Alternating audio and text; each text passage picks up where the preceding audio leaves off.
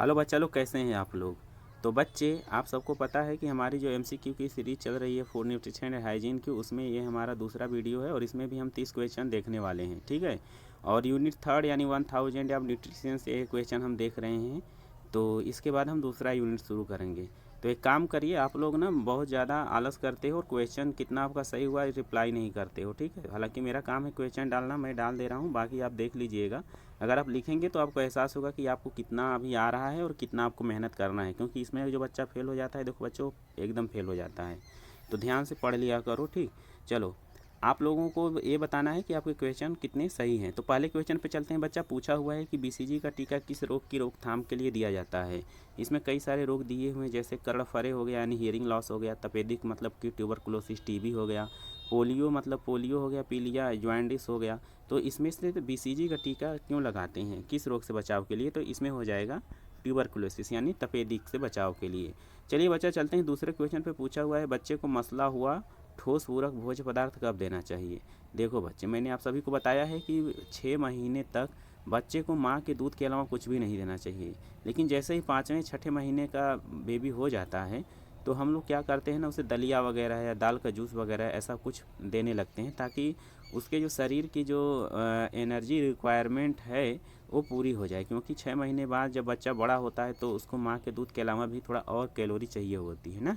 तो ये जो ठोस पूरक भोज्य पदार्थ है, जिसको मसल के हम देते हैं या दलिया या जूस देते हैं, तो वो कितने महीने में दिया जाता है, तो 5वें या 6ठे माह पे, ठीक है।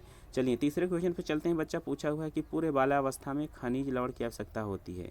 यानी बाल्यावस्था में पूर्व में बच्चों को खनिज लवण यानी कि मिनरल्स, साल्ट, इस तरह के जो पोषक तत्व होते हैं ये दिए जाने होते हैं। तो इसका क्या तात्पर्य है, क्यों दिए जाते हैं। तो इसमें आप देखेंगे विकल्प बी दिया हुआ है, शरीर के लिए उपयोगी समस्त खनिज लवणों की पूर्ति के लिए ना। तो ये इसलिए दिया जाता है, तो बी सही हो जाएगा। चलिए अब चौथे क्वेश्चन पे चलते हैं। बच्चा पूछा हुआ है कि नवजात को खसरा की पहली खुराक कब दी जाती है। खसरा आप लोगों ने सुना होगा, मिसल्स यानी कि आप चेचक सुने होंगे। आप गांव घरों में अपने यहाँ देखे होंगे कि ना, चेचक यानी कि एक सामाजिक तौर पे माना जाता है कि एक छोटी माता बड़ी माता कह के शरीर पे उस दौरान जो है ना कि चकत्ते और पिंपल जैसे शरीर भर दाने दाने हो जाते हैं और शरीर में जलन बहुत ज़्यादा होती है, उसी को खसरा बोलते हैं ना। और उसके लिए जो है कि कहीं ना कहीं टीके दिए जाते हैं सभी बच्चों को, ताकि उन सब चीज़ों से बचाया जा सके। तो यह किस छोटा बच्चा अगर पैदा हो गया तो फिर किस माह में उसको ये टीके दिए जाने चाहिए, तो आपका विकल्प हो जाएगा 9 माह यानी कि बी सही। चलिए 5वें क्वेश्चन पे चलते हैं। बच्चा पूछा हुआ है कि पूर्ण विकसित सामान्य नवजात शिशु का वजन कितना होता है। तो आपको मैंने बताया था 2.5 से 3 केजी, यहाँ पे अप्रॉक्स क्वेश्चन दिया है 3.2 केजी, ठीक है। चलिए छठा क्वेश्चन पूछा हुआ है अंडाणु परिपक्व होता है। अंडाणु परिपक्व होने का अर्थ होता है कि एग मैच्योर कब होता है। आप सबको पता है कि फीमेल में जैसे ओमेन में जो है कि बेबी के लिए फॉर्मेशन के लिए एग बनता है और मेल में स्पर्म बनता है। तो जो बेबी फॉर्मेट करने के लिए यानी फर्टिलाइज होने के लिए जो एग होता है कितने दिनों में तैयार होता है, ठीक। तो वो होता है 28 दिन में, एवरेज 28 दिन माना जाता है। तो विकल्प हो जाएगा सी सही। चलिए 7वें क्वेश्चन पे चलते हैं। बच्चा पूछा हुआ है कि माँ का दूध बच्चे के लिए सर्वोत्तम है, क्योंकि इससे बच्चा मोटा नहीं होता, संक्रामक रोग नहीं होता, बच्चा सुंदर हो जाता है, बच्चा लंबा हो जाता है। तो आप इसमें लगाइए कि क्या सही लगा सकते हैं। तो 7वें का हो जाएगा ना, संक्रामक रोग नहीं होते। अब इसका अर्थ ये है बच्चे, देखिए संक्रामक रोग होता है ना कम्युनिकेबल डिजीज, यानी एक व्यक्ति से दूसरे व्यक्ति में पहुंचने वाले। तो देखिए जब ना गाय बकरी वगैरह के अगर दूध पिलाते हैं, तो अगर उनमें कोई बीमारी है तो बच्चों में आने की संभावना काफ़ी ज़्यादा हो जाती है। जूनिटिकल बीमारी उसे बोलते हैं, जो जानवरों से मनुष्य में पहुंचती है। लेकिन जब माँ का दूध बच्चा पीता है ना, तो उससे वहाँ पे कोई संक्रामक बीमारी होने के चांसेस नहीं होते हैं। इसलिए ये वाला जो ऑप्शन है सही हो जाएगा, बी वाला। 8वें क्वेश्चन पे चलते हैं। बच्चा पूछा हुआ है कि किस उम्र के बाद बच्चा ठोस आहार खा सकता है। ठोस आहार में क्या होगा कि वो खुद से कटोरी में चावल दाल ले करके इस तरह से चीज़ें किस एज में खा सकता है, तो ये होता है 1 वर्ष के बाद, ठीक है। यह सब मैंने क्लास में पढ़ाया है। चलिए 9वें क्वेश्चन पे चलते हैं। बच्चा पूछा हुआ है कि गर्भावस्था में शारीरिक भार तेजी से किस अवधि में बढ़ता है। यानी आप सबको मैंने बताया है कि पूरे गर्भकाल में जो महिलाएं होती हैं उनका पूरा वजन जो होता है बच्चे 10 से 12 केजी बढ़ जाता है।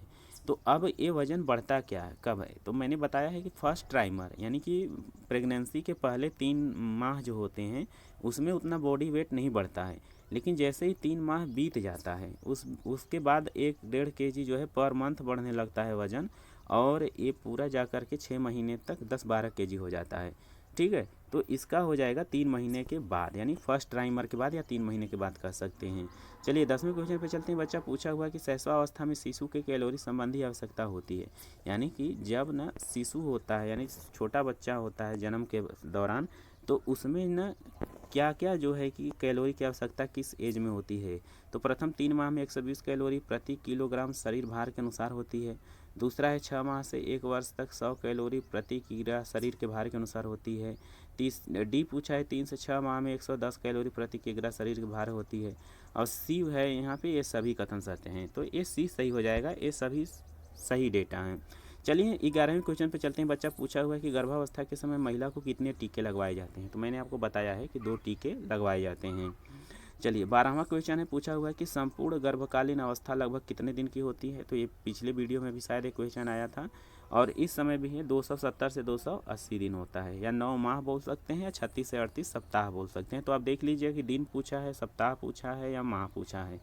13वें क्वेश्चन पे चलते हैं। बच्चा पूछा हुआ है कि भ्रूण किसकी सहायता से माँ के शरीर से जुड़ा होता है।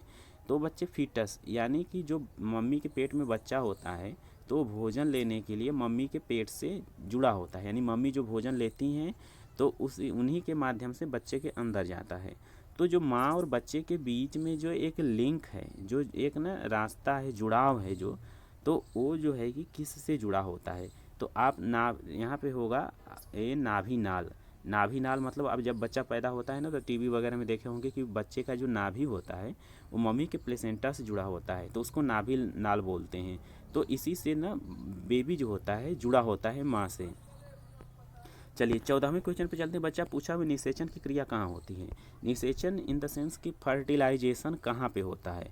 अब इसमें 4 ऑप्शन दिए हुए हैं, आप देखिए कि गर्भाशय में होता है, गर्भाशय यानी यूट्रस में, अंडवाहिनी यानी कि फेलोपियन ट्यूब में होता है, या एग ग्लैंड्स यानी अंड ग्रंथि में होता है, या योनि मार्ग यानी कि सर्विक्स या वजाइना कुछ ऐसे है वहाँ होता है। तो आप सबको मैंने बताया है कि अंडवाहिनी यानी फेलोपियन ट्यूब में दूसरे तीसरे सप्ताह में जो एग होता है ओमेन का जाके वेट करता है स्पर्म का, और वहाँ अगर स्पर्म मिल जाता है तो वहाँ पे फर्टिलाइजेशन होता है, और वहाँ से वो यूट्रस में आता है। यूट्रस में 9 महीने तक बेबी रहता है।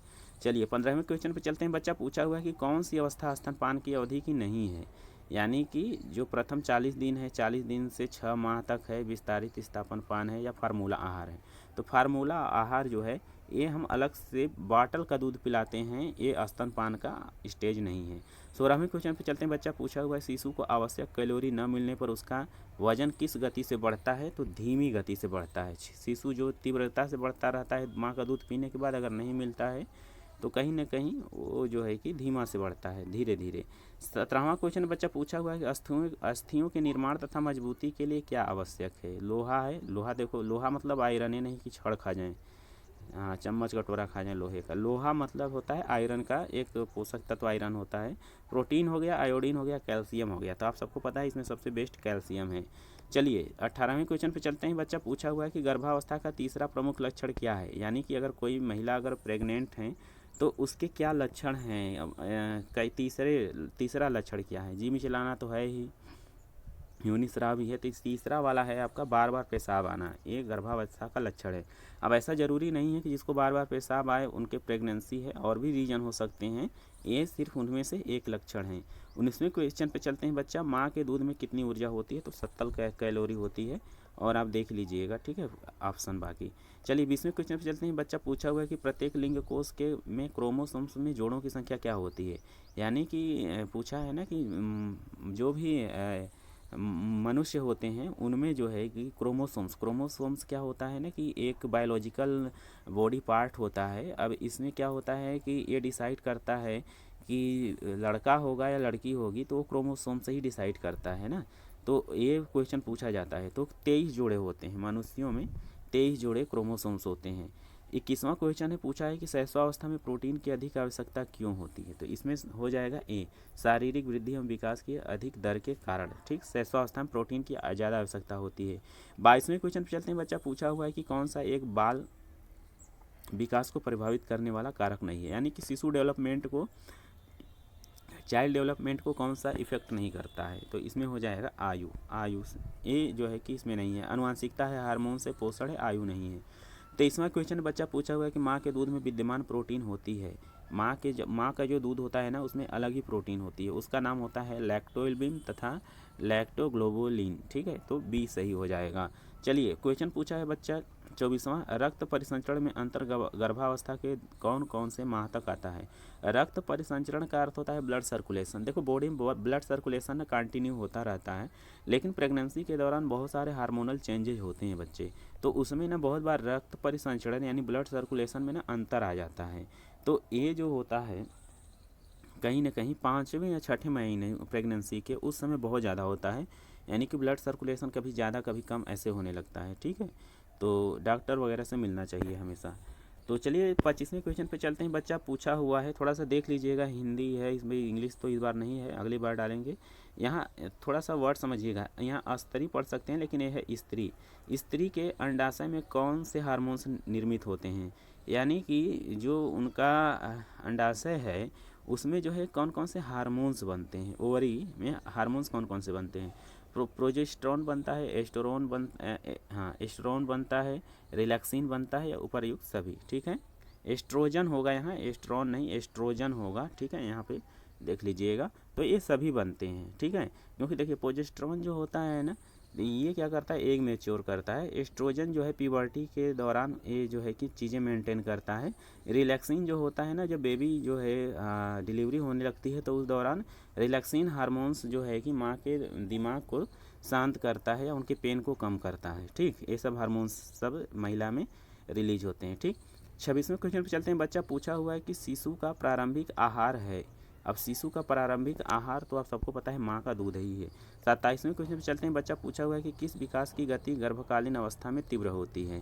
ठीक, तो आप सबको पता है कि शारीरिक विकास गर्भकालीन अवस्था में ज़्यादा होता है। 28वें क्वेश्चन पे चलते हैं। बच्चा पूछा हुआ है कि गर्भवती महिला के आहार में समावेश होना चाहिए। ये सब देख लीजिए, ऑप्शन बहुत सारे ऑप्शन दिए हुए हैं, तो ये बिल्कुल सभी सही है, ये सभी भोज्य पदार्थ। 29वें क्वेश्चन पे चलते हैं। पूछा हुआ है कि गर्भकालीन विकास की अवस्था नहीं है। गर्भकालीन विकास की अवस्था का अर्थ होता है कि गर्भावस्था के दौरान किन किन चीज़ों में बदलाव नहीं आते हैं, या छोटे जब बेबी जो होता है उस दौरान क्या क्या जो है कि विकास देखने को मिलता है। ठीक, तो ये बीजावस्था है यानी कि एग स्टेज है। भ्रूणावस्था है जिसको कि हम एम्ब्रियोनिक बोलते हैं, या फिर उसके बाद है डिम्बावस्था जिसको कि हम लोग ओवुलेशन बोलते हैं, और शैशवावस्था मतलब होता है इन्फेसी।